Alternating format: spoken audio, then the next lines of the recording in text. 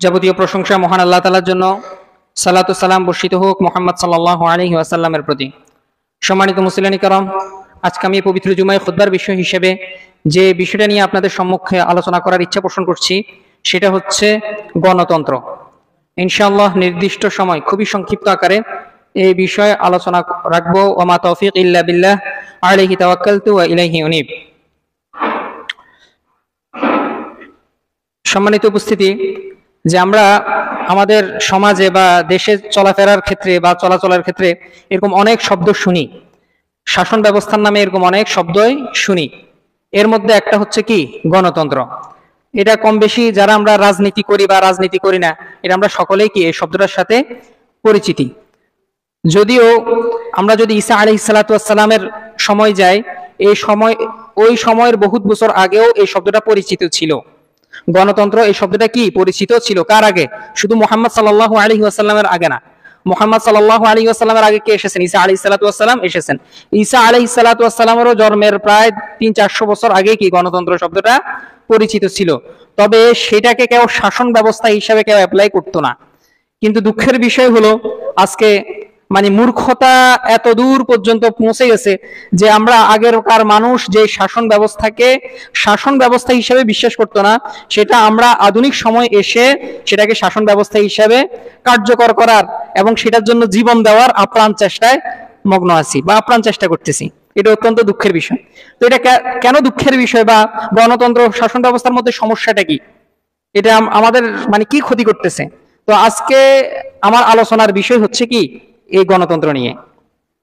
তো প্রথমে আমরা গণতন্ত্রের সংজ্ঞাটা জানবো যে গণতন্ত্র মানে কি।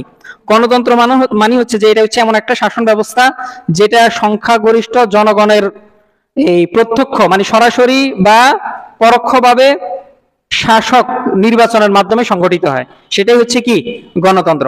আর আমরা যদি সহজ ভাষায় না জানি, একটা বহুল প্রচলিত সংজ্ঞা তো সবাই জানি, যে আব্রাহাম লিঙ্কন যে গণতন্ত্রের যে সংজ্ঞাটা দিচ্ছে সেটা কি, যে government of the people, by the people and for the people. এটা হচ্ছে গণতন্ত্রের সংজ্ঞা। তো এটার বাংলাটা কি, যে জনগণের সরকার, ঠিক আছে, অফ দ্য পিপল ক্ষমতা থাকবে কে? জনগণ, সার্বভৌমত্বের মালিক হচ্ছে জনগণ। বাই দ্য পিপল, যে জনগণ সরকার নির্বাচন করবে, জনগণই সরকার নির্বাচন করবে। আর ফর দ্য পিপল হচ্ছে কি জনগণের কল্যাণে বা জনগণের জন্য সরকার। এটাই হচ্ছে বাংলা সংজ্ঞা। এবার আমরা এটা হচ্ছে গণতন্ত্রের সংজ্ঞা। এবার গণতন্ত্রের কিছু মূল বৈশিষ্ট্য আছে। যে দেখেন, আপনি যদি ইসলামের কথা বলেন, ইসলামের কিছু মৌলিক বৈশিষ্ট্য আছে, যে ইসলাম কি কি, ঠিক না? ইসলামের মৌলিক বৈশিষ্ট্য কি? প্রথমে ঈমান আনতে হবে। কার প্রতি? আল্লাহর প্রতি। তারপর কিতাবের প্রতি, রাসূলের প্রতি, পরকালের প্রতি। ইসলামেরও কি কিছু বৈশিষ্ট্য, মূল বৈশিষ্ট্য আছে। অনেক কিছু আছে, তার মধ্যে মূল বৈশিষ্ট্যগুলো আছে। তো গণতন্ত্রেরও এরকম অনেক বৈশিষ্ট্য আছে, তার মধ্যে মূল কিছু বৈশিষ্ট্য আছে, যে যদি এগুলা থাকে তাহলে এটা গণতন্ত্র হবে, আর এগুলা যদি অনুপস্থিত থাকে তাহলে সেটা গণতন্ত্র হবে না। মৌলিক বৈশিষ্ট্য বুঝতে পারছেন? যে এগুলা যদি ওই বিষয়টার মধ্যে উপস্থিত থাকে তাহলে ওই বিষয়টা কি গণতন্ত্র। আর যদি ওই বিষয়গুলো যদি অনুপস্থিত থাকে, একটাও যদি অনুপস্থিত থাকে, তাহলে সেটা কি হবে না? গণতন্ত্র হবে না। তো এটার অনেকগুলো বৈশিষ্ট্য আছে। তো আমি মূল বৈশিষ্ট্যের কথা বলবো। তো প্রায় আমি 10টা মৌলিক বৈশিষ্ট্যের কথা এখানে আপনাদেরকে বলবো। 1 নম্বর যেটা মৌলিক বৈশিষ্ট্য গণতন্ত্রের, যেটা আপনাকে মানতেই হবে, আপনি যদি না মানেন তাহলে আপনি গণতন্ত্রে বিশ্বাস করেন না। বুঝতে পারছেন? আপনি হচ্ছেন গণতন্ত্রের কাফের। আপনি যদি সেটা বিশ্বাস না করেন তাহলে কি গণতন্ত্রের কাফের, গণতন্ত্রের অস্বীকারী। 1 নম্বর যে বৈশিষ্ট্য সেটা হচ্ছে যে জনগণ হবে সার্বভৌম ক্ষমতার মালিক। যে সকল ক্ষমতার সার্বভৌম, হয়তো আপনারা অনেকে বুঝবেন না, যে সকল ক্ষমতার মালিক কে? জনগণ না। এখানে এটা হচ্ছে ইসলামের দৃষ্টিকোণ থেকে সকল ক্ষমতার মালিক হচ্ছে আল্লাহ, কিন্তু গণতন্ত্রের দৃষ্টিকোণ থেকে সকল ক্ষমতার মালিক কে? জনগণ। জনগণ যেমনি বললো, কত সুন্দর কথা, ওমা আমরা কি সকল ক্ষমতার মালিক, ঠিক না? তারপর 2 নম্বর বৈশিষ্ট্য যেটা, সেটা হচ্ছে সেকুলারিজম। হচ্ছে কি গণতন্ত্রের ভিতর কোনো রাষ্ট্রের সাথে ধর্মের কোনো সম্পর্ক থাকতে পারবে না। রাষ্ট্রের সাথে ধর্মের কোনো সম্পর্ক থাকতে পারবে না। এটা হচ্ছে 2 নম্বর বৈশিষ্ট্য। যদি মনে করেন রাষ্ট্রের সাথে এখানে যদি আপনি ধর্মকে ঢুকাই দেন, তাহলে এটা আর গণতন্ত্র থাকলো না। বুঝতে পারছেন? তাহলে সেকুলারিজম হচ্ছে কি গণতন্ত্রের দ্বিতীয় প্রধান বৈশিষ্ট্য। 3 নম্বর প্রধান বৈশিষ্ট্য হচ্ছে যে নির্বাচনের মাধ্যমে সরকার গঠন করতে হবে। যেরকম এটা তো আপনারা সবাই বুঝেন, যেহেতু এটা আমরা ছোটবেলা থেকে দেখতেছি কি নির্বাচন হয়। হ্যাঁ, এবারকার সেটা ফেয়ার হোক আনফেয়ার হোক, কোনো ডাজন্ট ম্যাটার, কোনো সমস্যা নাই, কিন্তু কি নির্বাচন হচ্ছে, এটা আমরা সবাই জানি। তারপর হচ্ছে এটা হচ্ছে 3 নাম্বার। 4 নাম্বার যেটা মৌলিক বৈশিষ্ট্য সেটা হচ্ছে একাধিক রাজনৈতিক দল থাকতে হবে। রাজনৈতিক দল মনে করেন একজন, একটা দেশের ভিতর বা একটা রাষ্ট্রের ভিতরে একজন সকল ক্ষমতা দেশ পরিচালনা করতেছে, তাহলে এটা গণতন্ত্র হবে না। গণতন্ত্র হইতে হলে অবশ্যই কি লাগবে? একাধিক রাজনৈতিক লাগবে। সহজ ভাষা আপনারা যদি এটা না বুঝেন, যেমন আমাদের কি আছে, আওয়ামী লীগ আছে একটা রাজনৈতিক দল, ঠিক আছে না? তারপর আর কি আছে? বিএনপি আছে একটা রাজনৈতিক দল। 3 নাম্বার কি আছে? জামাত আছে। তারপর আরো অন্যান্য রাজনৈতিক দল আছে। তো এটা হচ্ছে 4 নাম্বার। তারপরে 5 নাম্বার যেটা সেটা হচ্ছে বাক স্বাধীনতা থাকতে হবে। বাক এবং মত প্রকাশের স্বাধীনতা থাকতে হবে। এটা মানে বুঝেন, মানে আপনি কথা বলার স্বাধীনতা থাকতে হবে। আপনি যেমনি ইচ্ছে এমনি কথা বলতে পারেন, যে কোনো কথা আপনি বলতে পারেন। আপনার মনে যা আছে, আপনাকে সুযোগ দিয়েছে, আপনি যে কোনো কথা অনায়াসে কি করতে পারেন, বলতে পারেন। এখানে সাউন্ড যায় না? আরে আল্লাহু আকবার, এটা তো সমস্যা। তাহলে 5 নাম্বার কি? আপনার বাক স্বাধীনতা থাকতে হবে। তারপরে 6 নাম্বার যেটা সেটা হচ্ছে আইনের শাসন থাকতে হবে। আইনের শাসন মানে তো এটা আমরা সবাই বুঝি, ঠিক না? নিয়ম কানুন থাকবে, কেউ অন্যায় টন্যায় করলে এরকম এরকম শাসন থাকতে হবে। তারপরে 7 নাম্বার যেটা সেটা হচ্ছে মানবাধিকার রক্ষা করতে হবে। মানবাধিকার রক্ষা বলতে তাদের এখানে কয়েকটা মানবাধিকার আছে। যেমন 1 নম্বর মানবাধিকার যেটা তারা বুঝে সেটা হচ্ছে সমতা নিশ্চিত করতে হবে। সেটা যে কোনো কিছুর ক্ষেত্রেই, পুরুষ মহিলা ছোট বড় এগুলোর ক্ষেত্রে কোনো সমস্যা না, মোট কথা সমতা মেনটেন করতে হবে। এটা হচ্ছে তাদের কাছে মানবাধিকার রক্ষা করা গণতন্ত্রের। আপনি যদি কোনো কিছু মনে করেন সমান অধিকার করতে পারলেন না, তাহলে আপনি মানবাধিকার রক্ষা করতে পারলেন না। এটা হচ্ছে সমান অধিকার, এই মানবাধিকারের ভিতরে। আর একটা হচ্ছে ব্যক্তি স্বাধীনতা থাকতে হবে। সে যেমনি ইচ্ছে এমনি চলাফেরা করতে পারবে, আপনি তাকে বাধা দিবেন কেন? সে যেমনি ইচ্ছে এমনি চলাফেরা করবে, সে যে কোনো ইচ্ছা যেমনি ইচ্ছে এমনি ড্রেস পরবে, ঠিক আছে? যেমনি ইচ্ছে এমনি কথা বলবে, যে কোনো কথা যে কোনো ইচ্ছা সে মানে তার স্বাধীনতা থাকতে হবে। তার স্বাধীনতা কোনো হস্তক্ষেপ করা যাবে না। তারপর মানবাধিকার রক্ষা আর একটা হচ্ছে কি, সে ধর্ম মানবে কি মানবে না, এটা তার ব্যক্তি স্বাধীনতা, এটাও স্বাধীনতার ভিতরে চলে পড়ে যায়। তবে এটাকে এখানে ধর্মটাকে একটু কি হাইলাইট করা হয়েছে, যে সে কি ধর্ম ইচ্ছা করলে, সে ইচ্ছা করলে ধর্ম পালন করতে পারে, ইচ্ছা করলে সে ধর্ম পালন নাও করতে পারে। এটা হচ্ছে মানবাধিকার রক্ষা। মনে করেন কেউ একজন বললো যে আমি ইসলাম ধর্ম পালন করি না, ঠিক আছে? মনে করেন এটা হচ্ছে বাংলাদেশ হচ্ছে এখন একটা ইসলামিক রাষ্ট্র। কেউ একজন বললো যে আমি কি করি না, ইসলাম ধর্ম পালন করব না, আমি মুসলিম, ঠিক আছে, ইসলাম ধর্ম আমার ভালো লাগে না, আমি পালন করব না, এটা বললো, ঠিক আছে? সরকার যদি এখন এই ক্ষেত্রে যদি হস্তক্ষেপ করে যে তোমাকে অবশ্যই সালাত পড়তে হবে, তোমাকে যাকাত দিতে হবে, ইসলামের যে মৌলিক ফান্ডামেন্টাল যে বিষয়গুলো আছে এগুলো তোমাকে পালন করতে হবে। এখন আপনি সরকার যদি এটা বলে, তাহলে পশ্চিমাদের দৃষ্টিকোণ থেকে আপনি কি ভঙ্গ করলেন? মানবাধিকার ভঙ্গ করলেন। কেন? কারণ হচ্ছে সে ধর্ম পালন করলো কি করলো না এটা তার ব্যক্তি ব্যাপার। এখন তারা ইচ্ছা করলে কি করতে পারে? শান্তি রক্ষা বাহিনী পাঠাইতে পারে। তো এখানে মানবাধিকার রক্ষা মানে বুঝতে পারছেন আপনারা, সমতা থাকতে হবে, ব্যক্তি স্বাধীনতা থাকতে হবে, সে ধর্ম পালন করলো কি করলো না এটা তার সম্পূর্ণভাবে তার বিষয়। এটা হচ্ছে কয় নাম্বার গেছে? 7 নাম্বার। 8 নাম্বার যেটা সেটা হচ্ছে যে একটা সংবিধান থাকতে হবে। বুঝতে পারছেন? একটা বাংলাদেশের সংবিধান আছে না, হ্যাঁ, একটা সংবিধান থাকতে হবে। 9 নাম্বার হচ্ছে যে সংখ্যালঘু যারা থাকবে একটা দেশের ভিতরে, তো যেমন আমাদের দেশে সংখ্যালঘু কারা? খ্রিস্টানরা, হিন্দুরা, বৌদ্ধরা, তারা হচ্ছে কি সংখ্যালঘু। উপজাতি তারাও কি সংখ্যালঘু। ভারতে সংখ্যালঘু কারা? খ্রিস্টানরা, মুসলিমরা, বৌদ্ধরা, তারা হচ্ছে সংখ্যালঘু। তো সংখ্যালঘুদের অধিকার নিশ্চিত করতে হবে, এটা হচ্ছে 9 নাম্বার। 10 নাম্বার যেটা সেটা হচ্ছে কি বিচার ব্যবস্থা থাকতে হবে। আর 11 নাম্বার যেটা সেটা হচ্ছে সরকারকে জবাবদিহি করতে হবে। হ্যাঁ, বুঝতে পারছেন? মোট এটা হচ্ছে প্রায় 10-11টা যে বললাম, এগুলো হচ্ছে কি গণতন্ত্রের মূল বৈশিষ্ট্য। এগুলো যদি গণতন্ত্রের ভিতরে থাকে তাহলে গণতন্ত্র আছে, আর যদি এগুলো যদি না থাকে তাহলে গণতন্ত্র নাই। এবার আমরা আসি যে আমি গত সপ্তাহে বলছি, আর কিছু কিছু আমার মুসল্লিরা আপত্তি করছে যে হুজুর আপনি কি কন, ইসলাম বুঝি আবার গণতন্ত্রকে সমর্থন করে? হ্যাঁ, ইসলাম বুঝি গণতন্ত্র বুঝি মানে? আমরা এতদিন পড়ে আসছি বা জেনে আসছি যে ইসলাম হচ্ছে কি গণতন্ত্র যেটা বলে ইসলাম একদম কি এর বিপরীতটা বলে। ইসলাম যেটা বলে গণতন্ত্রের একদম বিপরীতটা বলে। সব বৈশিষ্ট্যগুলা বা সব কিছুগুলা কি ব্যাপারটা এরকম না। কিছু কিছু জিনিস আছে যেগুলা কি গণতন্ত্রের মূল বৈশিষ্ট্যগুলোর মধ্যে কিছু কিছু জিনিস ইসলাম সমর্থন করে, কিছু কিছু জিনিস ইসলাম আংশিক সমর্থন করে, কিছু কিছু জিনিস ইসলাম একদম ডাইরেক্ট 360 ডিগ্রি কোণে কি বিরোধিতা করে, মানে সম্পূর্ণভাবে 100% বিরোধী, 100% বিরোধিতা করে। এখন আমরা সেগুলো জানবো যে গণতন্ত্রের কোন বিষয়গুলা যে ইসলাম সমর্থন করে, কোনগুলো একদম অস্বীকার করে, বুঝতে পারছেন? আর কোনগুলা ইসলাম আংশিক মানে, এগুলা জানবো। তো প্রথমে যদি আমরা এটা যদি জানতে চাই যে আমরা সংজ্ঞার দিকে তাকালে গণতন্ত্রের সংজ্ঞা কি, একটু আগে বললাম যে government of the people, by the people, for the people. মানে জনগণ হচ্ছে কি সার্বভৌম ক্ষমতার মালিক, তারপরে জনগণ সরকার নির্বাচন করবে, তারপরে 3 নম্বর হচ্ছে জনগণের কল্যাণে সরকার থাকবে। এটাই হচ্ছে কি গণতন্ত্রের মূল সংজ্ঞা। তো আমরা প্রথমটাই আসি, অফ দ্য পিপল, মানে কি জনগণই সকল ক্ষমতার মালিক। ইসলাম এটা সম্পূর্ণভাবে অস্বীকার করে। ইসলাম কি বলে যে সম্পূর্ণ ক্ষমতার মালিক কে? আল্লাহ সুবহানাহু ওয়া তাআলা। মানে government of Allah, government of Allah মানে হচ্ছে কি সার্বভৌম ক্ষমতার মালিক, সকল ক্ষমতার মালিক কে? আল্লাহ। এটা হচ্ছে কি একদম গণতন্ত্র। এটা কি ইসলাম কি 100% অস্বীকার করে? বুঝতে পেরেছেন? এটা হচ্ছে 1 নাম্বার। তারপর হচ্ছে কি বাই দা পিপল, মানে জনগণ সরকার নির্বাচন করবে। ইসলাম এটাকে আংশিক মানে আংশিক অস্বীকার করে।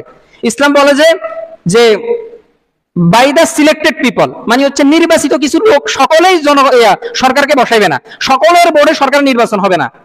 যারা জ্ঞানী গুণী বুদ্ধি সম্পন্ন, তারপরে কি এলাকার মধ্যে গণ্যমান্য, পড়াশোনা আছে, ঠিক আছে, কোন একটা বিষয়ের উপর তার জ্ঞান আছে, সেই সকল জ্ঞানী গুণী ব্যক্তিরাই কি সরকারকে নির্বাচন করবে। তা না হলে কি সমস্যা হবে না? সকলেই যদি কি সরকার নির্বাচন করে, তাহলে মানুষ কি তার স্বাধীনতার দিকে তাকাবে, তার সুবিধার দিকে তাকাবে। সবাই কিন্তু কি না জ্ঞান বুদ্ধিতে সমান নয়। এজন্য ইসলাম বলে যে হ্যাঁ, ইসলাম এটাকে স্বীকার করে, তবে সেটা কি আংশিক, যে সিলেক্টেড পিপল, নির্বাচিত কিছু মানুষের দ্বারা সরকার নির্বাচন হবে। বুঝতে পেরেছেন?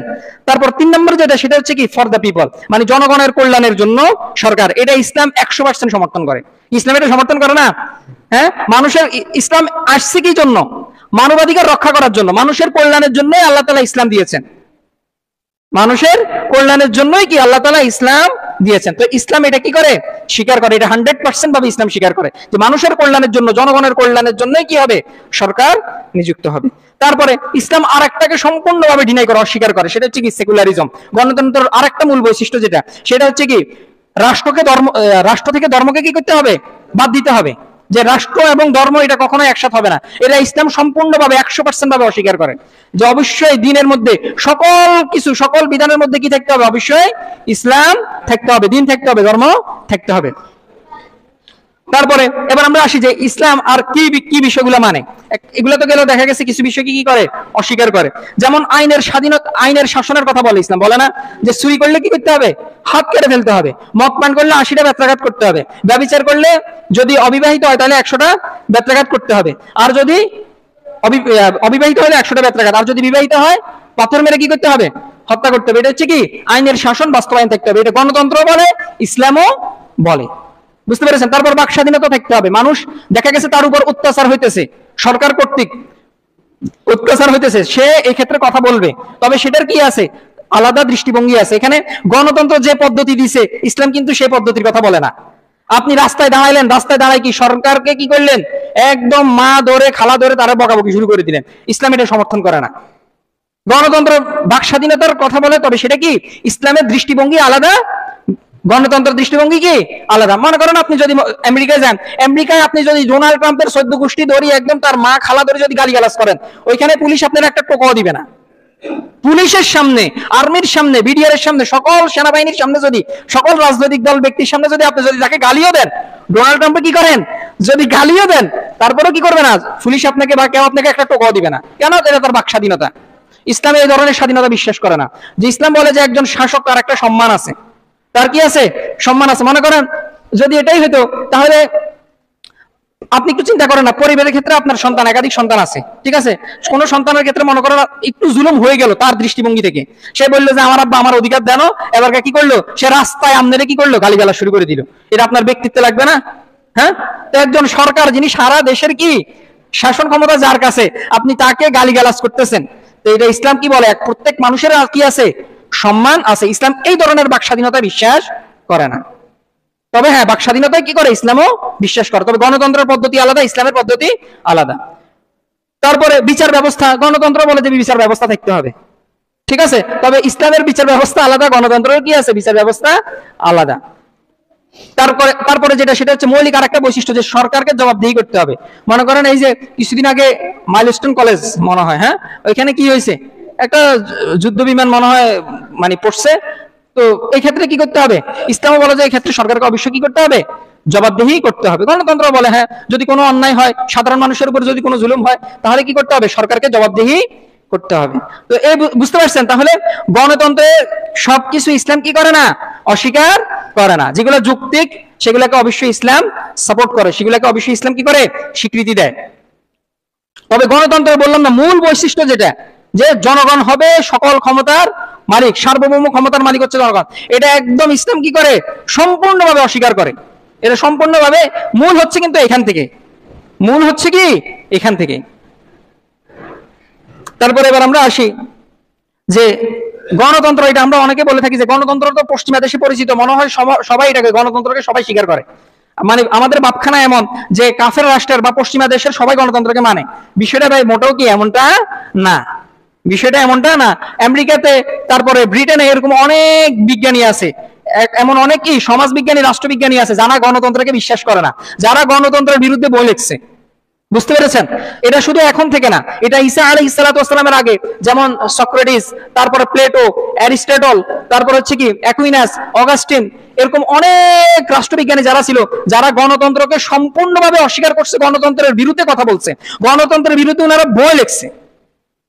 বুঝতে পেরেছেন? ওনারা মুসলিম ছিল না, আমি এখানে মুসলিমদের কথা বলতেছি না, মুসলিমরা তো কেউ এটাকে স্বীকার করে না। মুসলিম বিজ্ঞানীদের মধ্যে আপনি ইবনে খালদুন বলেন, হ্যাঁ, আরো অন্যান্য যে মুসলিম রাষ্ট্রবিজ্ঞানী ছিল, তারা কি করে নাই গণতন্ত্রকে, তাদের সময় গণতন্ত্রের যেটা এই সিস্টেমটা ছিলই না, গণতন্ত্রের যেরকম ছিল, কারণ মুসলিমরা আজীবন দেখে আসছে কি খেলাফত ব্যবস্থা। আপনি মুহাম্মদ সাল্লাল্লাহু আলাইহি ওয়াসাল্লামের ইন্তেকালের পর কোন শাসন ব্যবস্থা ছিল ভাই? খোলাফায়ে রাশিদিন, তারা খেলাফত ব্যবস্থা দেখছে। তারপর খোলাফায়ে রাশিদিনের পর কারা ছিলেন? উমাইয়া খেলাফত, তারা খেলাফত ব্যবস্থা দেখেছেন। তারপর উমাইয়া খেলাফতের পর কোন ব্যবস্থা ছিল? আব্বাসীয় খেলাফত, তারা সেই খেলাফত ব্যবস্থা দেখেছেন। তারপর কিছু বছর কি সেলজুক খেলাফত ছিল, তারা সেটা দেখেছেন। তারপর সেলজুকদের পরে কে আসছে? ওসমানীয় খেলাফত, অটোমান সাম্রাজ্য, তারা সেই খেলাফত ব্যবস্থা দেখছে। তো এই যে গত 100 বছর ধরে আমরা মুসলমানরা কি খেলাফত ব্যবস্থা দেখি নাই, গণতন্ত্র দেখছি। আমরা কি দেখছি 100 বছর ধরে কি দেখে আসতেছি? আমাদের বাপ দাদারাও গণতন্ত্র দেখে আসছে, আমরাও গণতন্ত্র দেখছি। কিন্তু আগেরকার যারা মুসলিম বিজ্ঞানী আছে তারা কখনোই জীবনেও তারা খেলাফত ব্যবস্থা ছাড়া কোনো ব্যবস্থাই দেখেন নাই, মানে ইসলামের মধ্যে।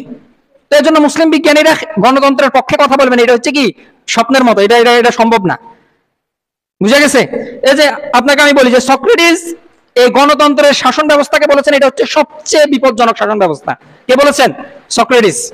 অনেক বড় একজন রাষ্ট্রবিজ্ঞানী ছিলেন। তারপর তার ছাত্র হচ্ছে প্লেটো, সে তো আরো কড়া, সে বলছে এটা হচ্ছে মূর্খ, নিকৃষ্ট, অযোগ্য লোকদের শাসন ব্যবস্থা। কে বলেছেন? প্লেটো। এ ব্যাপারে সে বই লিখছে। তারপর হচ্ছে তার ছাত্র হচ্ছে কি অ্যারিস্টটল। সক্রেটিসের ছাত্র হচ্ছে প্লেটো, প্লেটোর ছাত্র হচ্ছে কি অ্যারিস্টটল। এরা হচ্ছে সবাই ঈসা আলাইহিস সালাতু ওয়াস সালামের আগেরকার মানুষ। ওই সময় দেখা গেছে কিছু কিছু এলাকায় বা অঞ্চলে কিছু কিছু গোত্রে গণতন্ত্রের এরকম কিছু ব্যবস্থা ছিল, তো তারা সেখানে সেটার বিরুদ্ধে কথা বলেছেন। তারপরে অ্যারিস্টটল তিনি এটাকে বলছেন এটা হচ্ছে সবচেয়ে শাসন ব্যবস্থার মধ্যে সবচেয়ে দুর্বল শাসন ব্যবস্থা হচ্ছে কি গণতন্ত্র।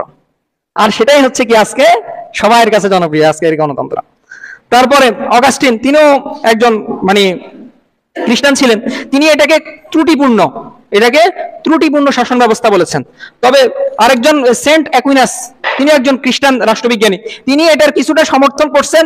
তবে তিনি বলছেন যে গণতন্ত্রের ভিতরে অবশ্যই ধর্মের হস্তক্ষেপ থাকতে হবে, যদি গণতন্ত্রের ভিতরে যদি ধর্ম না থাকে তাহলে সে গণতন্ত্র চলবে না, টিকবে না।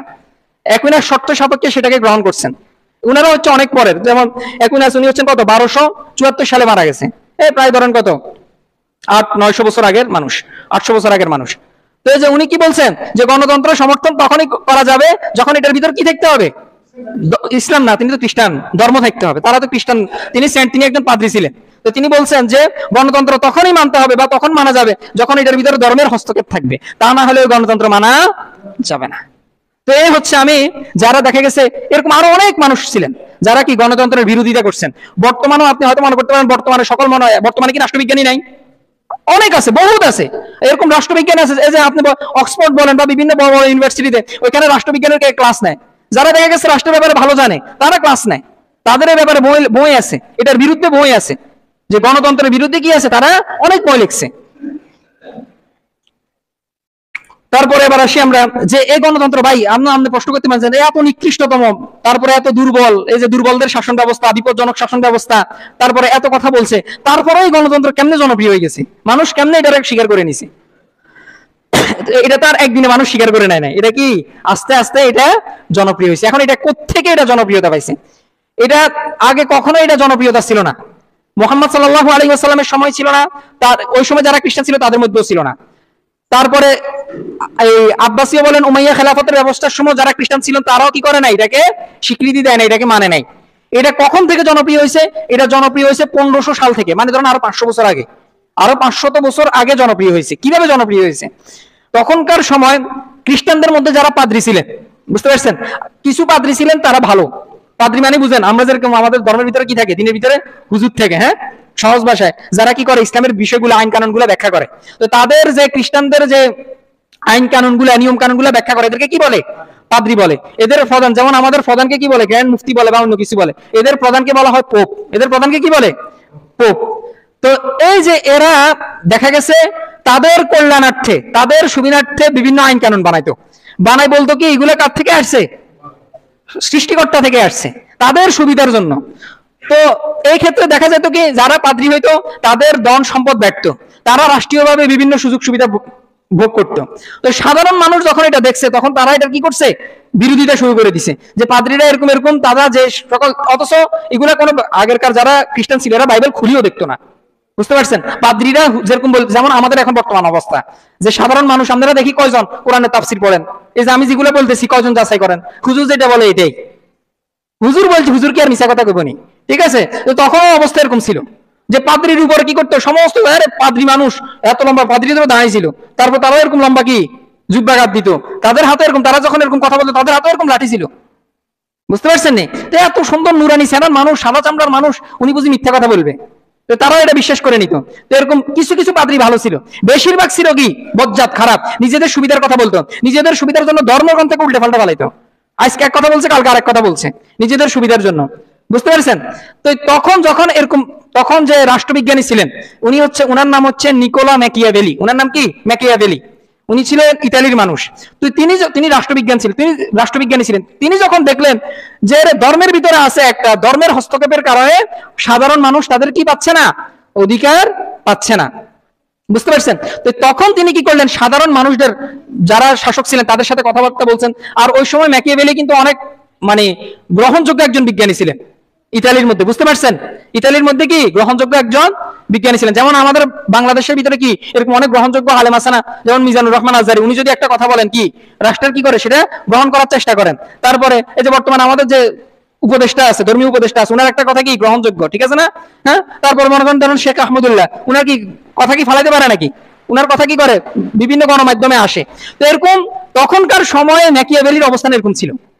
তো তিনি জনগণের ভালোর জন্য তিনি বললেন যে কি এই ধর্মে হচ্ছে কি সমস্ত নষ্টের মূল, এই ধর্মের কারণে যে পাদ্রীরা আছে এরা বেশি সুযোগ সুবিধা পায়, সাধারণ মানুষ সুযোগ সুবিধা পায় না।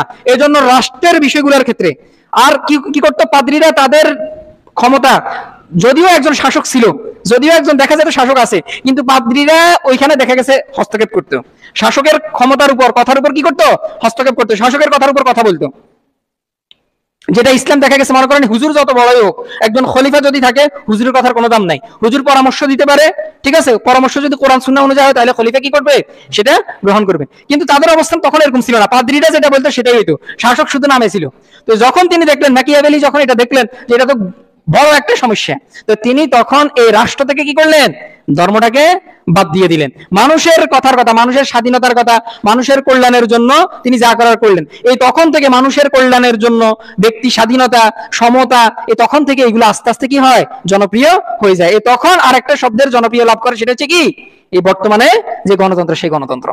আর এটা একদম বিস্তারিত, মানে সম্পূর্ণভাবে এটা প্রতিষ্ঠিত কখন হয়? এটা কিন্তু তখন মানে এটাকে মানুষ খারাপ মনে করতো না। গণতন্ত্র আস্তে আস্তে মানুষ কি করতো না? খারাপ মনে করতো না। এটা কখন থেকে একদম মানে গণতন্ত্রকে এবার মানুষ শাসন ব্যবস্থা হিসেবে চালু করছে?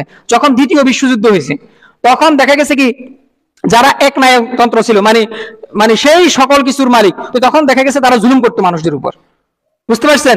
খ্রিস্টানরা তাদের নাগরিকদের উপর কি করতো?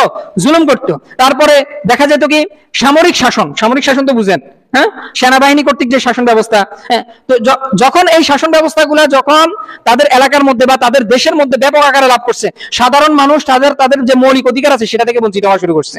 তো তখন এই গণতন্ত্রের আবির্ভাব হয়েছে, যে জনগণের জন্য সকল কিছুই করতে হবে, বুঝতে পারছেন? এই গণতন্ত্র আস্তে আস্তে জনপ্রিয় হয়েছে এমনি, যেখানে প্লেটো, অ্যারিস্টটল, সক্রেটিস এরা কি বলছে? মূর্খ, বিপজ্জনক, অযোগ্যের শাসন ব্যবস্থা বলছে, সেটাই এখন কি জনপ্রিয় হয়ে গেছে। এই জনপ্রিয় হওয়ার পিছনে দায়ী কারা? খ্রিস্টানরা দায়ী, পাদ্রীরা দায়ী, যারা ধর্মীয় ব্যক্তিত্ব ছিলেন, যাদের ধর্মীয় জ্ঞান ছিল তারা দায়ী ছিলেন।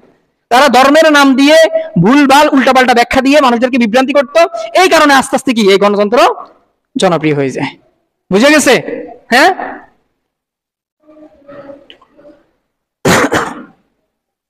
এবার আমরা আসি যে এখন গণতন্ত্রের ব্যাপার আমাদের মুসলিমদের বিশ্বাস কিরকম থাকবে, আমরা গণতন্ত্রের কি আমরা বিশ্বাস করবো কিনা। দেখেন, গণতন্ত্রের যে মূল বৈশিষ্ট্যগুলো আছে আমি সেটাও আপনাদেরকে বলে দিয়েছি, আপনারা বুঝতে পারছেন না? তো গণতন্ত্র যদি যে মূল যে বৈশিষ্ট্যগুলো আছে, এটা যদি কিছু কিছু বৈশিষ্ট্য যদি এরকম কেউ যদি বিশ্বাস করে, মুসলমান পালন করার তো অনেক পরের কথা, সে যদি এটা অন্তর দিয়ে যদি সে বিশ্বাস করে, তাহলে সে আর মুসলিম থাকতে পারবে না। সে আকীদাগতভাবে বা বিশ্বাসগতভাবে সে কাফের হয়ে যাবে, মানে মোট কথা সে কাফের হয়ে যাবে। বুঝতে পারছেন? সে ইসলাম থেকে খারিজ হয়ে যাবে। যেমন কি বললাম যে জনগণ হচ্ছে সকল ক্ষমতার মালিক। তারপর আর একটা ধ্বংসাত্মক যে আকীদা, সেটা হচ্ছে কি যে রাষ্ট্রের সাথে ধর্মের কোনো কি নাই, সম্পর্ক নাই। যদি এই প্রধান এই দুইটা যদি কোনো মুসলমান যদি বিশ্বাস করে, তাহলে সে কি থাকতে পারবে না, আর মুসলিম থাকতে পারবে না। সে যদিও মনে করেন সালাত পড়ে, ঠিক আছে, হজ দেয়, হজ করে, জাকাত দেয়, কোটি কোটি টাকা জাকাত দেয়, তার কোটি কোটি টাকা জাকাত আছে, এবং কি দান খয়রাত করে, একদম দুই হাতে দান খয়রাত করে, লম্বা লম্বা দাঁড়িয়ে রাখে, জুব্বা পরে, হ্যাঁ, প্রতি বছর হজ করে আসে, তার এই হজ সালাত কোনো কাজে আসবে না কিয়ামতের দিন, যদি সে এটা বিশ্বাস করে যে জনগণই হচ্ছে কি সকল ক্ষমতার মালিক। এখন আপনার প্রশ্ন হতে পারে যে ভাই, এখন আমাদের সমাজে তো, আমাদের দেশে তো গণতন্ত্র আছে, তো আমরা তো সেটা মানি, এটা হচ্ছে কি, এটা হচ্ছে ব্যাখ্যা সাপেক্ষে কথা। যেমন গণতন্ত্র আছে, ঠিক আছে, আমরা কি গণতন্ত্র চাই যে এখানে যারা প্র্যাকটিসিং মুসলিম আছে, আমরা কি এটা চাই কিনা যে গণতন্ত্র আমাদের দেশে শাসন ব্যবস্থা থাকুক? এটা আমরা চাই না। যেহেতু যারা ক্ষমতাবান, যাদের হাতে শাসক আছে, মানে শাসন কার্য আছে, ক্ষমতা আছে, তারা এটাকে চাইতেছে, ঠিক আছে। আমরা যারা দেখা গেছে ইসলাম প্র্যাকটিস করি বা ইসলাম আল্লাহ তাআলার দ্বীন বুঝি, তারা এটাকে চাই না, তাহলে আমি আপনি কাফের হব না। কিন্তু এটা চলতেছে, তো আমাদেরকে চেষ্টা করতে হবে যেভাবে হোক যাতে কি করা যায়, রাষ্ট্রীয়ভাবে যাতে ইসলাম প্রতিষ্ঠা করা যায়, আমাদেরকে সেটা আপ্রাণ চেষ্টা করতে হবে দাওয়াতি কাজের মাধ্যমে, ঠিক আছে। যদি সামর্থ্য থাকে সেটা কি অস্ত্রশস্ত্রের মাধ্যমে। যদি আমরা প্রকাশ্য বিজয় দেখি, হ্যাঁ, যদি এখানে যদি প্রকাশ্য বিজয় দেখি, তাহলে আমাদেরকে অবশ্যই কি করতে হবে, সেখানে চেষ্টা করতে হবে যাওয়ার জন্য। বুঝে গেছে? হ্যাঁ, তবে এটা বিশ্বাস করা যাবে না। এটা কি ভাই, গণতন্ত্রে যারা শাসক আছে তারা কি এটা কি আমাদেরকে একদম চাপাই দিতেছে যে আমাদের এটা বিশ্বাস করতে হবে যে সকল ক্ষমতার মালিক, মানে এটা কি বলে সরকার, সকল ক্ষমতার মালিক জনগণ, এটা কি চাপাই দিতেছে আপনাকে বিশ্বাস? তো চাপাই, আপনি এটা বিশ্বাস করবেন না যে আমি এটা বিশ্বাস করি না। যেগুলো দেখা গেছে গণতন্ত্র সমর্থন করে বা ইসলাম সমর্থন করে, আপনি সেগুলো মানেন। যে বাক স্বাধীনের কথা বলে, যে হ্যাঁ, ইসলামিক দৃষ্টিকোণ থেকে আমরা বাক স্বাধীনতার কথা বিশ্বাস করি। তারপর আইনের শাসনের কথা বলে, আমরা সেটা মানি, ঠিক আছে। বিচার ব্যবস্থা থাকতে হবে, আমরা সেটার কথা মানি। তারপরে ধর্মীয় স্বাধীনতা থাকতে হবে, সেটার কথা আমরা মানি। তারপর সরকারকে জবাবদিহি করতে হবে, আমরা সেটার কথা মানি। যে আইনের দৃষ্টিতে সকল মানুষ সমান, সমতা বলতে আইনের দৃষ্টিতে সকল মানুষ সমান, সমতা, আমরা এই ক্ষেত্রে এই সমতা মানি। বুঝতে পেরেছেন? আপনি এইগুলো মানতে আপনাকে কি করে নাই, সরকার আপনাকে জোর জবরদস্তি করে নাই। কিন্তু আমি যদি এটা বিশ্বাস করি, এখানে সমস্যা হচ্ছে এটা যে অনেক মানুষ আছে দেখা গেছে মুসলিম, যে সে বলতেছে যে কি গণতন্ত্র ছাড়া চলা যাবে না, তাহলে এটা কি আফগানিস্তান হয়ে যাবে, আরো বিভিন্ন কথা বলে। আপনি যদি এটা বিশ্বাস করেন যে গণতন্ত্রের যে মূল বৈশিষ্ট্য যেটা সকল ক্ষমতার মালিক জনগণ, তাহলে আপনার মুসলিম থাকবেন না, আপনি কাফের হয়ে যাবেন, আপনি যত তাহাজ্জুদ গুজার হন, যত নামাজি হন। বুঝে গেছে? তাহলে এটা বিশ্বাস করা যাবে না। তারপর হচ্ছে কি যে রাষ্ট্রের সাথে ধর্মের কোনো কি নেই, সম্পর্ক নাই। এই দুইটা হচ্ছে সবচেয়ে ধ্বংসাত্মক আকীদা হচ্ছে এটা। ইনশাআল্লাহ একদিন সেকুলারিজম নিয়ে, যে সেকুলারিজম এটা কিভাবে আমাদের দেশে এসেছে বা এটা সারা বিশ্বে কিভাবে প্রভাব বিস্তার করছে, এটা নিয়ে ইনশাআল্লাহ একদিন সেকুলারিজম নিয়ে কথা বলবো। এটার কি ক্ষতিকর দিক আছে, কি ক্ষতিকর দিক আছে, এটা নিয়ে ইনশাআল্লাহ একদিন কথা বলবো। এখন দেখেন, আল্লাহ তাআলা পবিত্র কোরআনে বলছেন যে আফাতুমিনুনা বিবাদিল কিতাব ওয়া তাকফুরুনা বিবাদ। এখন আমরা অনেকে আছি না যে একটু মানে মডারেট মুসলিম বা এটা কি লিবারাল মুসলিম, না লিবারাল বলে এটাকে, মানে কনজারভেটিভ লিবারাল মুসলিম বলে এদেরকে, মানে সবার সাথে তাল মিলিয়ে চলতে চায়। লিবারাল মানে হচ্ছে কি সবার সাথে, মুসলিমদের সাথেও তাল মিলিয়ে চলতে চায়, আবার গণতন্ত্রে যারা বিশ্বাস করে তাদের সাথেও তাল মিলিয়ে চলতে চায়। যে আল্লাহ তাআলা তাদের ব্যাপারে বলতেছে যে আফাতুমিনুনা বিবাদিল কিতাব ওয়া তাকফুরুনা বিবাদ, যে তোমরা কি কিতাবের কিছু অংশ মানো, কোরআনের কিছু অংশ মানো, আর কিছু অংশকে অবিশ্বাস করো। আফাতুমিনুনা বিবাদিল কিতাব ওয়া তাকফুরুনা বিবাদ ফামা জাযাউ মান ইয়াফআলু যালিকা মিনকুম ইল্লা খিজয়ুন ফিল হায়াতিদ দুনিয়া। তোমাদের ভিতরে এরকম যারা এরকম বিশ্বাস বা এরকম যারা করবে, যে দুনিয়াতে তাদের জন্য রয়েছে লাঞ্ছনা, দুনিয়াতে তাদের শাস্তি শুরু হয়ে যাবে, আর আখিরাতে তো কি আছে, ওয়া ইয়াউমাল কিয়ামাতি ইউরাদ্দুনা ইলা আশাদ্দিল আযাব, আর কিয়ামতের দিন তোমাদেরকে কঠিন, খুবই আশাদ্দিল আযাব, খুবই কঠিন শাস্তি ফিরিয়ে দেওয়া হবে। বুঝতে পেরেছেন? তাহলে এটা বিশ্বাস করার কোনো কি নেই, কোনো কারণ নাই, এটা বিশ্বাস করা যাবে না এই গণতন্ত্রকে। তারপরে আল্লাহ তাআলা বলছেন যে ওমান লাম ইয়াহকুম বিমা আনজালাল্লাহ ফাউলাইকা হুমুল কাফিরুন, যারা আল্লাহ তাআলার বিধান বাদ দিয়ে, আল্লাহ তাআলা যা নাজিল করেছে এটা বাদ দিয়ে যারা বিচার ব্যবস্থা করে তারাই হচ্ছে কি কাফের, তারা হচ্ছে কি কাফের। এক কথায় ফাসিক বলছেন, জালেম বলছেন, হ্যাঁ, এটা হচ্ছে আপনার দৃষ্টিকোণ থেকে আপনার অবস্থা বিভিন্ন হবে। তারপরে 7 নম্বর যে বিষয়টা নিয়ে বলবো সেটা হচ্ছে আপনি যদি মুহাম্মদ সাল্লাল্লাহু আলাইহি ওয়াসাল্লাম, আচ্ছা ভাই মুহাম্মদ সাল্লাল্লাহু আলাইহি ওয়াসাল্লাম উনি কি শুধু ইসলামের দাওয়াত দিয়ে গেছেন, উনি কি রাষ্ট্র পরিচালনা করেন নাই? হ্যাঁ, উনার কয়টা যুদ্ধে উনি অংশগ্রহণ করছে কেউ বলতে পারবেন? 27টার মতো যুদ্ধে। 27টা তো এটা তো বড় বড় যুদ্ধ, আর অন্যান্য যে ছোট ছোট যুদ্ধ আছে এগুলো সহ আরো অনেক, এগুলো সহ কি আরো অনেক যুদ্ধ, এগুলোকে ছাড়িয়ে বলে ছোটখাটো যে যুদ্ধগুলো অনেক। উনার আপনি যদি দেখেন নবুয়তের পর থেকে শুরু করে এ প্রায় সুদীর্ঘ 23 বছর যাবত উনার প্রত্যেকটা বছর উনার যুদ্ধময় জীবন ছিল। বুঝতে পেরেছেন? তো উনি কি শাসন কার্য করে নাই? শাসন কার্য উনি কোন গণতন্ত্র প্রতিষ্ঠা করছেন? কোন গণতন্ত্রের মাধ্যমে উনি দেশ চালাইছেন আপনি বলেন তো? আপনি আমি যতই বলি যে আমি মুহাম্মদ সাল্লাল্লাহু আলাইহি ওয়াসাল্লামের উপর বিশ্বাস করি, এই যে দেখেন আমাদের কতটা মুনাফিকি এটা, যে প্রধান উপদেষ্টার পিছনে লেখা আছে লা ইলাহা ইল্লাল্লাহ মুহাম্মাদুর রাসূলুল্লাহ, আপনারা দেখছেন কিনা? পিছনে লেখা আছে। এটা হচ্ছে কি, এটা হচ্ছে ধর্মকে, মানে এই যে বলে না কিছু কিছু মানুষ দেখবেন আমাদেরকে বলে যে আমরা হচ্ছে কি ধর্মীয় ভাবে কি করি, মানে ধর্মটাকে মানুষ হাতিয়ার বানায়, অথচ ধর্মকে কি আমরা হাতিয়ার বানাই না, তারা হাতিয়ার বানায়। মানুষের আবেগ অনুভূতি নিয়ে কারা হাতিয়ার বানায়। পিছনে লেখছেন লা ইলাহা ইল্লাল্লাহ মুহাম্মাদুর রাসূলুল্লাহ, আপনি যে লিখছেন এটার মানে আপনি বুঝেন, এটা মানে কি শুধু লা ইলাহা ইল্লাল্লাহ মুহাম্মাদুর রাসূলুল্লাহ এটা বললে আপনি মুসলমান হয়ে গেলেন? যদি এটাই যদি হইতো তাহলে আবু জেহেলও কি মুসলিম হইতো? আবু জেহেলও কি হইতো? মুসলিম হইতো। আবু জেহেল কিন্তু আল্লাহকে বিশ্বাস করতো। যারা মক্কার মুশরিক ছিল তারা আল্লাহ তাআলাকে বিশ্বাস করতো। আল্লাহ তাআলা পবিত্র কোরআনে অনেক জায়গায় বলছে তাদের ব্যাপারে যে মুহাম্মদ আপনি তাদেরকে বলেন যে আসমান এবং জমিন কে সৃষ্টি করছেন, তারা বলবে যে আল্লাহ সৃষ্টি করছেন, তারা এটা বলবে। তো তাহলে তাদের আর আমাদের ভিতর পার্থক্য কোথায়? এই একটাই পার্থক্য যে তারা কি করে, তারা জানে যে যদি আমি আল্লাহকে, যদি মুহাম্মদ যে দিন নিয়ে আসছে যদি আমি এটা বিশ্বাস করি তাহলে আমাকে আমার গদি ছেড়তে হবে, আমাকে আমার গদি ছেড়তে হবে, আমার মন মতো, আমাদের মন মতো শাসন ব্যবস্থা করা যাবে না। বুঝতে পেরেছেন? সে এটা বুঝতে পারছে, আবু জেহেল বুঝতে পারছে, কিন্তু আমরা বুঝি না।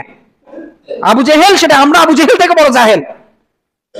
আবু জেহেল কি জাহালাতে পূর্ণ ছিল, আমরা আরো বড় বড় জাহেল। যে সে এটা বুঝতো, সেও ভাই আল্লাহকে বিশ্বাস করতো, আবু জেহেল আল্লাহকে বিশ্বাস করতো। আপনি জানেন কিনা যে প্রতি বছর যখন মক্কাতে যখন হজ হইতো তারা হাজিদেরকে পানি পান করাইতো, তারা হাজিদেরকে কি করতো? পানি পান করতো। এরকম না যে তারা জালেম ছিল, তারা মানে আল্লাহ তাআলার দেওয়া যে 4 মাস, 12 মাসের ভিতরে 4 মাসকে তারা পবিত্র মনে করতো। এই 4 মাসে তারা কোনো ধরনের মুশরিক হওয়া সত্ত্বেও তারা যুদ্ধ বিগ্রহ করতো না। আপনি জানেন, মুশরিক হওয়া সত্ত্বেও তারা যুদ্ধ বিগ্রহ লিপ্ত হতো না। তারা আল্লাহ তাআলা এটা বিশ্বাস করতো যে আসমান জমিন যা কিছু আছে সবকিছু আল্লাহ বানাইছে, এটা আল্লাহ তাআলা পবিত্র কোরআনে বলছে। এবং কি তারা তো মুহাম্মদ সাল্লাল্লাহু আলাইহি ওয়াসাল্লামকে এটাও অফার দিছে যে মুহাম্মদ ঠিক আছে আপনি যে কথা বলবেন আমরা মানবো, হ্যাঁ আমাদের একটা শর্ত মানতে হবে, সেটা হচ্ছে কি আপনার দিন আপনি 1 বছর প্র্যাকটিস করবেন, আমরা সবাই মানবো। আমাদের দিন আমরা 1 বছর প্র্যাকটিস করবেন, আপনাকে মানতে হবে। মুহাম্মদ সাল্লাল্লাহু আলাইহি ওয়াসাল্লামের সাথে সেই বিষয়ে কথা বলতেছে, কিন্তু কি করে নাই মুহাম্মদ সাল্লাল্লাহু আলাইহি ওয়াসাল্লাম এই বিষয়ে আল্লাহ তাআলার বিধান বাস্তবায়নের ক্ষেত্রে পরমাণু পরিমাণ কি করে নাই, ছাড় দেয় নাই। আমরা আজকে বলি যে ভাই গণতন্ত্র তো সবকিছু খারাপ না, সমস্যা কি? এটা কি বলে জনগণ সকল ক্ষমতার মালিক, এটা মানলে সমস্যাটা কি হয়? এটা মানলে সমস্যাটা কি হয়? অন্যান্য বিষয় তো ইসলাম স্বীকার করে, ইসলাম মানে। অনুপরিমাণ বিষয় যদি আপনার গণতন্ত্র এটা যদি আপনার অন্তরে যদি বিশ্বাস যদি জন্মায়, আপনি সাথে সাথে আর মুসলিম থাকতে পারবেন না, যে জনগণ হচ্ছে সকল ক্ষমতার মালিক। তো যারা এটা বলে যে আমি মুহাম্মদ সাল্লাল্লাহু আলাইহি ওয়াসাল্লামকে বিশ্বাস করি বা মানি, তাকে অনুসরণ করি, যতই সে লম্বা দাড়ি রাখুক, লম্বা পাঞ্জাবি গায়ে দেখ, তারপরে টুপি মাথায় দেখ, তার কপালে দাগ পড়ে যাক, তার এই মুহাম্মদ সাল্লাল্লাহু আলাইহি ওয়াসাল্লামের অনুসরণ করা না করার ভিতরে কোনো কিছু যায় আসে না। বুঝতে পেরেছেন? আল্লাহ তাআলা আমাদেরকে হেফাজত করুন। তারপরে এবার আমরা আসি যে গণতন্ত্র কিভাবে মুনাফিকি করে, গণতন্ত্র শাসন ব্যবস্থা কিভাবে মুনাফিকি করে। মানে তার কথার গণতন্ত্র, আপনি বলতে পারেন যে গণতন্ত্র অনেক ভালো একটা শাসন ব্যবস্থা, এটা নিজেই তার বিরোধিতা করে। গণতন্ত্র সে তার কি নিজেই তার বিরোধিতা করে। আচ্ছা বলেন, আমি একটু আগে বললাম যে গণতন্ত্রের মূল বৈশিষ্ট্যের প্রধান বৈশিষ্ট্য কোনটা? যে জনগণ হচ্ছে সকল ক্ষমতার মালিক, জনগণ যেটা বলবে সেটাই। আচ্ছা আমাদের দেশে বিগত প্রায় কত বছর ধরে বলতেছে যে দর্শকের কি করতে হবে, শাস্তি দিতে হবে, কি জনগণ বলে নাই? এমন কোন জনগণ কি আছেন যে এটা চায় না যে দর্শকের কি হোক, ফাঁসি হোক? দেখি আপনি বলেন তো যে জনসম্মুখে হোক বা কয়টা ফাঁসি এরকম বাস্তবায়ন হয়েছে? আপনি কয়েকটা ফাঁসির কথা বলেন না যে ভাই এরকম এরকম হয়েছে, এরকম এরকম হয়েছে। যে দর্শন করছে সে স্বীকার করছে, ভিডিও ফুটেজ আছে, সবকিছু আছে, তারপরও কি করে নাই? দর্শকের শাস্তি হয় নাই। তো এটা কেমনে জনগণের শাসন হইল? নিজেই তার বিরোধিতা করতেছে। আচ্ছা, এবার আমরা আসি, বাংলাদেশের মানুষ প্রায় কি 90% বলেন বা 95% বলেন, আমরা কি মুসলিম। আপনি দেখেন তো বাংলাদেশের বেশিরভাগ মানুষ, সে ইসলাম প্র্যাকটিস করুক বা না করুক সেটা পরের বিষয়। আচ্ছা, বাংলাদেশের বেশিরভাগ মানুষ এটা কি চায় না যে ইসলাম রাষ্ট্রীয়ভাবে ক্ষমতায় যাক? চায়। তো এটা কি গণতন্ত্র না? জনগণই তো সকল কিছু কি নির্ধারণ করবে। তো এই জনগণও তো বলতেছে যে কি আমরা ইসলামী খেলাফত চাই, ইসলামী রাষ্ট্র চাই। তো সেটা কেন হচ্ছে না? এই গণতন্ত্রের বিরোধিতা করতেছে। তাহলে আপনাকে এখানে বুঝতে হবে যে এই যে আপনাকে যে ক্ষমতার মালিক বানাইছে এটা হচ্ছে শুধু নামে, এটা হচ্ছে কি শুধু নাম, আপনার কোনো কিছুই নাই। আপনার হ্যাঁ ক্ষমতা আছে কতক্ষণ পর্যন্ত? যতক্ষণ পর্যন্ত একজন জনপ্রিয় দুর্নীতিবাজ অসভ্য লুচ্চাকে আপনি যতক্ষণ না আপনি শাসক না বানাইছেন, এই ততক্ষণ পর্যন্ত। আপনি শাসক বানাইছেন, ব্যাস শেষ, আপনার দায়িত্ব শেষ। এবার সে যেমনি ইচ্ছে এমনি করতে পারে। এটাই হচ্ছে গণতন্ত্র, এটাই হচ্ছে গণতন্ত্রের হাকিকত। তারপর আরেকটা বিষয় দেখেন যে গণতন্ত্র কি বলে যে রাষ্ট্র থেকে কি থাকবে? ধর্ম আলাদা থাকবে। বলে কি বলে না? বলে না? বলে যে রাষ্ট্রের সাথে ধর্মের কোনো সম্পর্ক নাই। অথচ আপনি দেখবেন যে রাষ্ট্র ধর্মের ব্যাপারে সবচেয়ে বেশি নাক গলায় রাষ্ট্র। আচ্ছা, তালাক দেওয়া বা না দেওয়া এটা ধর্ম নির্ধারণ করছে নাকি প্রথম রাষ্ট্র নির্ধারণ করছে? ধর্ম নির্ধারণ করছে। তো আমার বউ আমারও তালাক দিবে, আমি আমার বউরও তালাক দিব, তালাক দেওয়ার অধিকার কে পাবে? এটা রাষ্ট্র কেন নির্ধারণ করবে? আমরা আগে জেনে আসছি কি স্বামী ওয়াইফকে তালাক দেওয়ার মালিক কে? স্বামী। জামাই তালাক দিবে, যেহেতু সে মহৎ দিতেছে, সে সবকিছু, সেই পরিবারের প্রধান কর্তা, সে তালাক দিবে। কিন্তু রাষ্ট্র বলতেছে কি না না না, তোমার বউ কি করতে পারে? তালাক দিতে পারে। সে তার মনে চাইলেও সে যদি তুমি যদি তালাক দাও তোমার মহৎ দিতে হবে, তুমি যদি তালাক নাও সেও যদি তালাক দেয় তোমার মহৎ দিতে হবে। তো রাষ্ট্র ধর্মীয় বিষয় কেন নাক গলাইতেছে? সে বলতেছে, প্রথম রাষ্ট্র কি বলতেছে? এটা তো রাষ্ট্র বলতেছে, এটা কি মানুষ বলতেছে? আমরা বলতেছি না যারা ধর্ম পালন করি। রাষ্ট্র বলতেছে যে ধর্মের সাথে রাষ্ট্রের কোনো সম্পর্ক নাই, তোমরা তোমাদের পথে, আমরা আমাদের পথে, আমরা যেভাবে ইচ্ছা আমরা। তো তুমি তালাকের ব্যাপারে কেন নাক গলাইতেছো? তারপর আমার সন্তান সে ট্রান্সজেন্ডার হবে না হবে না, তুমি সেটা নির্ধারণ করতেছো কেন? আমি সেখানে হস্তক্ষেপ করলে আমি বাবা হিসেবে কেন আমাকে জেলে ঢুকানো হচ্ছে? আমার সন্তানের মালিকও কি না? আমি না, সেটা রাষ্ট্র। সব ক্ষেত্রে আপনি যদি দেখেন কি মানে জগা খিচুড়ি মার কাছে গণতন্ত্র, সে তার কথার বিরোধিতা করে, সে তার কি করে? কথার বিরোধিতা করে। আচ্ছা, আমি বলি এবার একটা কথা আসি, আমাদের দেশে মনে করেন কেউ যদি উলঙ্গ হয়ে চলাফেরা করে, মনে করেন এটা কি মানুষ ভালোভাবে দেখে না খারাপ ভাবে দেখে? খারাপ ভাবে দেখে। এখন মনে করেন এই গণতন্ত্র হচ্ছে কি, আমি আপনাকে আরেকটা বলি, মনে করেন 500 জন মানুষ একমত হয়েছে যে তারা ল্যাংটা হয়ে চলাফেরা করতে পারবে, গণতন্ত্র এটা স্বীকৃতি দিবে কেন বলেন তো? কিসের কারণে? সংখ্যালঘু নিয়মের কারণে, যে তারা সংখ্যালঘু, আপনি তাদের কাছে কি করতে পারবেন না? নির্যাতন করতে পারবেন না। এরকম 500-1000 জন মানুষ যদি তারা এটা বলে যে আমরা ল্যাংটা হয়ে চলাফেরা করবো, আমাদের কোনো কি থাকবে না? জামা কাপড় থাকবে না। তারপর আবার কথা হচ্ছে আমাদেরকে কেউ হাসাহাসি করতে পারবে না, তাহলে আমাদের আত্মমর্যাদায় লাগবে। ঠিক আছে, এই গণতন্ত্র হচ্ছে এতটা মূর্খ, এই যে প্লেটো অ্যারিস্টটল যে আমনে আমনে মূর্খ বলছে, এমনি এমনি মূর্খ বলে নাই, এমনি এমনি মূর্খ বলে নাই, যে গণতন্ত্র এতটাই মূর্খ যে তারা সেটা স্বীকৃতি দিবে। এই যে আজকে দেখেন না আমাদের কি জাতিসংঘের যে মানবাধিকার কমিশন, এটা কি বাস্তবায়ন হয়ে গেছে না আমাদের দেশে? হ্যাঁ, হয়ে গেছে। যে কিছুদিন পরে দেখবেন যে সমকামিতার ব্যাপারে তারা আন্দোলন করবে। এখন যদি যারা মুসলিম আছি আমরা যদি বাধা দিই, তাহলে জাতিসংঘ কি বলবে? যে তারা মানবাধিকার লঙ্ঘন করতেছে, এই জঙ্গিরা। তখন আপনি আমি হব জঙ্গি, বুঝতে পারছেন? এবারকার শান্তি রক্ষা বাহিনী পাঠাও, দেশকে নিয়ন্ত্রণ করা যাইতেছে না, বাংলাদেশের যে সেনাবাহিনী আছে তারা নিয়ন্ত্রণ করতে পারতেছে না। এবারকার আপনার বাংলাদেশকে তারা কি করবে? ওই সিরিয়ারে যেরকম বানাইছে, ফিলিস্তিন যেরকম বানাইছে, ইরাক যেরকম বানাইছে, বাংলাদেশকে তারা সেরকম করবে। যেখানে যেখানে জাতিসংঘের মানবাধিকার রক্ষা কমিশন গেছে বা যে সিস্টেমটা গেছে, সেখানে সেখানে অশান্তি শুরু হয়েছে। আমাদের বাংলাদেশ হচ্ছে নেক্সট টার্গেট। আর কোন দেশ না, আপনি দেখেন আমাদের বাংলাদেশ হবে নেক্সট টার্গেট, আমি আপনাকে বলছি। এখন আপনি যদি সক্রিয় না হই, এ ব্যাপারে যদি কথা না বলি, যদি জনগণকে না বুঝাই, তাহলে দেখবেন হয়তো সমকামিতা এটা একদম নর্মাল হয়ে যাবে, বুঝতে পারছেন? সমকামিতা একদম নর্মাল হয়ে যাবে, ট্রান্সজেন্ডার এটা নর্মাল হয়ে যাবে, আর না হলে আমাদেরকে জঙ্গি বানায় ছাড়বে। আমাদেরকে অবশ্যই হিকমার সহিত আগাইতে হবে। তো আমি আপনাকে এখানে দেখালাম যে গণতন্ত্র নিজে কি করে, নিজের বিরোধিতা কিভাবে করে। সে যে বলে যে জনগণ সকল ক্ষমতার মালিক, সে নিজে মানতেছে না। আপনারা আমাকে পাত্তাই দিতেছে না, আপনাকে আমার পাত্তাই দিতেছে না। অথচ মুহাম্মদ সাল্লাল্লাহু আলাইহি ওয়াসাল্লামের সময় খোলাফায়ে রাশিদিনের সময় একজন মহিলার, সাধারণ মহিলার বাক স্বাধীনতার যেরকম দাম ছিল, বাক স্বাধীনতা মানে পাগলও বাক স্বাধীনতা জানে, তারপরে যে দেখা গেছে ক্ষমতাবান সেও বাক স্বাধীনতার কথা বলে, কিন্তু বাক স্বাধীনতা তো একটা মূল্য থাকতে হবে। আমি আমার কথা বলছি, আমি আমার অধিকার, আমার উপর জুলুম হয়েছে এটার কথা বলছি, এটা বেশি মানে যৌক্তিক বা এটা বেশি মানবাধিকার রক্ষা হলো না আমি আমার কথা বলার পর আমার কথার মূল্যায়ন করা হয়েছে, বাস্তবায়ন করা হয়েছে, এটা বেশি মানে ভালো হলো? কোনটা ভালো হলো? আমার কথার যদি মূল্যায়ন করা হয়।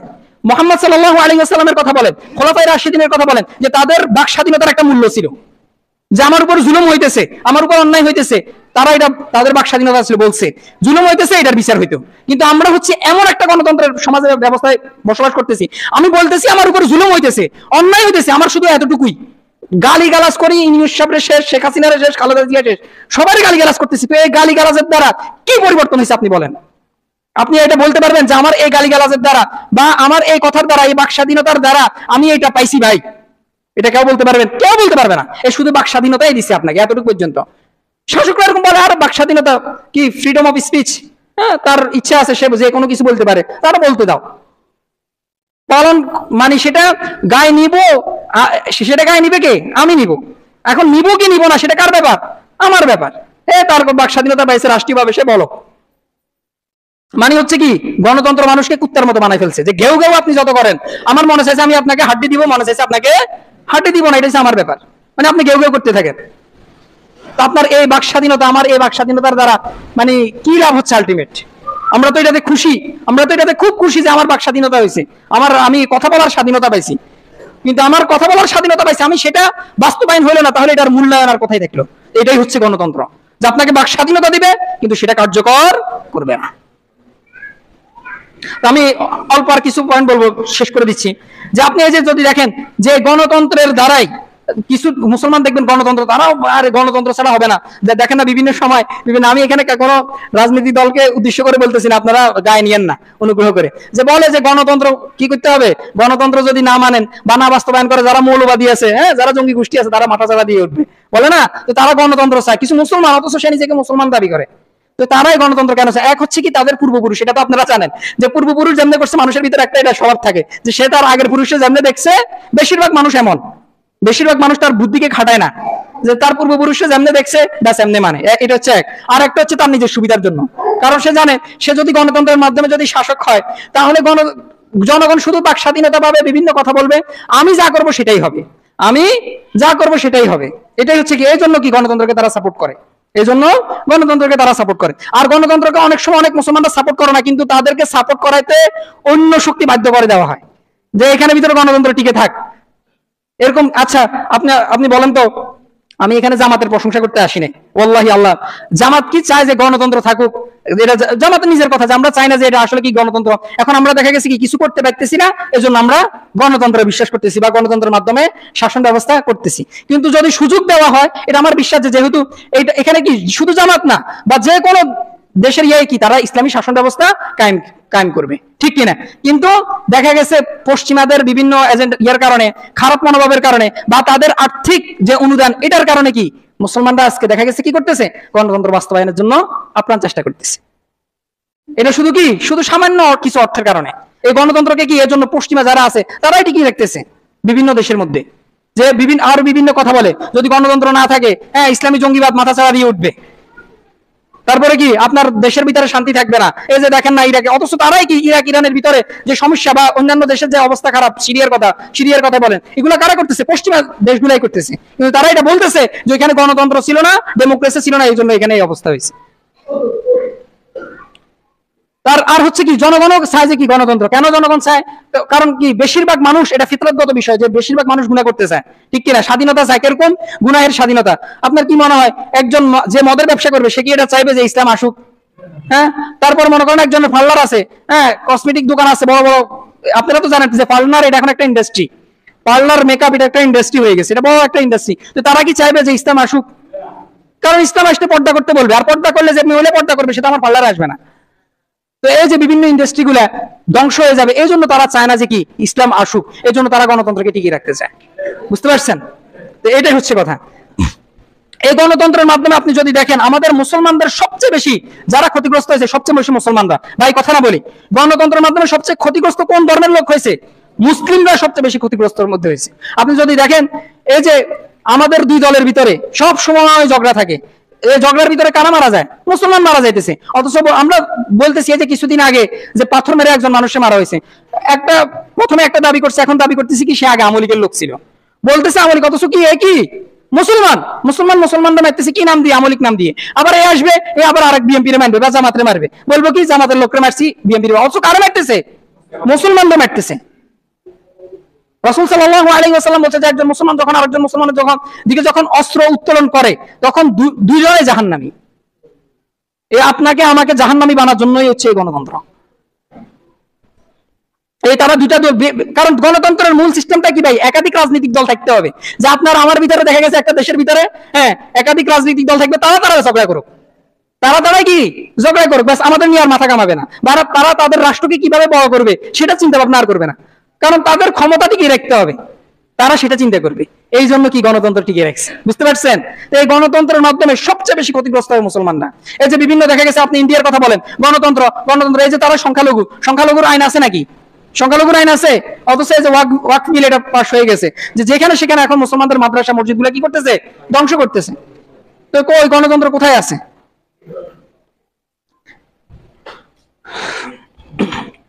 তারপরে দেখেন, আপনি একটা জিনিস দেখেন, এই যে গণতন্ত্রের মাধ্যমে কখনোই আপনি শান্তি অর্জন করতে পারবেন না। আপনি এই যে গত 15-16 বছর কে শাসন করছে? আওয়ামী লীগের শাসন করছে। আমি এখানে আওয়ামী লীগের দোষ দিতেছি না ভাই গণতন্ত্রের বিষয়টাই এমন। আপনি গণতন্ত্রের মাধ্যমে কখনোই, এখানে যদি জামাতও যদি আসে, সে যদি 100% গণতন্ত্রের মাধ্যমে শাসন ব্যবস্থা করে, সে শান্তি কখনোই বাংলাদেশের মানুষের শান্তি দিতে পারবে না।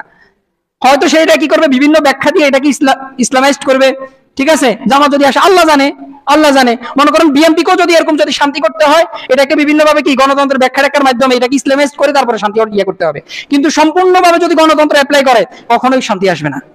আর আমাদের এটা আপনি 500 বছরের ইতিহাস, যে ভূখণ্ডের মানুষ কখনোই গণতন্ত্রকে, হয়তো এটা আছে বা এটা কি বলে, ধরেন 100 বছর থেকে তো গণতন্ত্র আসছে, যে আপনি দেখেন যে কখনোই গণতন্ত্রের মাধ্যমে বাংলাদেশের মানুষ অন্তত পক্ষে কি পায় নাই? শান্তি পায় নাই। কখনোই এটা বলতে পারবেন না যে আপনি খেলাফত ব্যবস্থা ধ্বংস হওয়ার পর থেকে আপনি ইতিহাস পড়ে দেখেন যে বাংলাদেশের মানুষ কখনোই শান্তি পায় নাই। তারপরে সর্বশেষ যেটা বলবো যে ভাই, এই গণতন্ত্র টিকিয়ে রাখছে যে ইসলামের ক্ষতি করার জন্য। আমি আমার কথা শেষ করে দিচ্ছি, যে গণতন্ত্র রাখছে কি করার জন্য? ইসলামের ক্ষতি করার জন্য, ইসলামকে ধ্বংস করার জন্য। কারণ তারা জানে যে ইসলাম যদি প্রতিষ্ঠা হয়, তাহলে এখানে খোলাফায়ে রাশিদিন ব্যবস্থা হবে, তাহলে আমাদের দেশগুলা কি হুমকির সম্মুখীন হবে। যদি উমাইয়া খেলাফত ব্যবস্থা হয়, তাহলে হুমকির সম্মুখীন হবে। যদি আব্বাসীয় খেলাফতের মতো যদি খেলাফত ব্যবস্থা কায়েম হয়, তাহলে কি আমাদের যে শিক্ষা ব্যবস্থা আছে সেটা ধ্বংস হবে, বুঝতে পারছেন? তারপরে যে তুর্কি খেলাফতের মতো যদি শাসন ব্যবস্থা যদি মুসলমানরা যদি করে গণতন্ত্রকে বাদ দিয়ে, তাহলে আমাদের রাষ্ট্রগুলা কি হুমকির সম্মুখীন হবে। এই জন্য তারা খেলাফত ব্যবস্থা চায় না, তারা চায় যে গণতন্ত্রের মাধ্যমে কি আমরা ডুবে থাকি, মরে থাকি। আল্লাহ তাআলা আমাদেরকে হেফাজত করুক। একটা কথা বলে রাখি ভাই, আমি যদি গণতন্ত্রের মাধ্যমে কখনোই মুসলমানদের কোনো কল্যাণ আসবে না। গণতন্ত্রের কবর রচনার মাধ্যমেই কি ইসলামের একমাত্র কল্যাণ আসবে। এটাকে কবর দিয়ে ফেলতে হবে, এমন কবর দিতে হবে যাতে উঠার ব্যবস্থা না হয়। এটাকে এমন ব্যবস্থা করতে হবে এই গণতন্ত্রকে। এখন এটা করতে হবে কোত্থেকে? আপনার আমার পরিবার থেকে শুরু করতে হবে, যে যাতে তাদের মধ্যে গণতন্ত্রের ব্যাপারে কোনো ধরনের কোনো সামান্যতম যাতে ভালোবাসা না জন্মায়, সে ব্যবস্থা করতে হবে আপনাকে আমাকে। শুধু তাদেরকে জিকির আজগার এগুলো শিখালে হবে না ভাই। যে রাষ্ট্রের মধ্যে কি চলতেছে, কোন দেশ কি চলতেছে, কি আছে না আছে, এগুলো তাকে শিখাইতে হবে।